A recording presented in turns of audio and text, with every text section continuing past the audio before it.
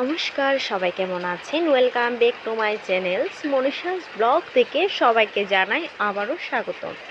আমার আজকের ডেলি ব্লগে আমি করে দেখাবো আপনাদেরকে বাঁশকুড়ুল রান্না, যেটা পাহাড়ি বাঁশগুলো চাকমারা বেশি পছন্দ করে আর চট্টগ্রাম মানুষও করে। এই যে বাঁশকুড়ুলগুলো খোসা ছড়িয়ে এই যে মা কেটে নিচ্ছে, খুব সুন্দর করে দেখুন কিভাবে কাটছে। আর এটা কাটার পরে একটু মানে সিদ্ধ পানি ফেলতে হবে, মানে সিদ্ধ করে পানিগুলো ফেলে দিতে হবে, মানে তার মধ্যে যা মানে আঁশ বা গন্ধ আছে ওটা চলে যাবে সিদ্ধ করে নিলে।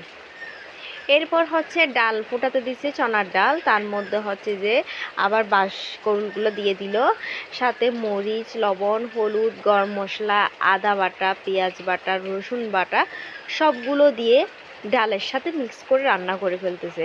আর এগুলো রান্না করার সময় হচ্ছে সবসময় মাংসের মতো করে সব মশলাগুলো দিতে হবে। এমনিতে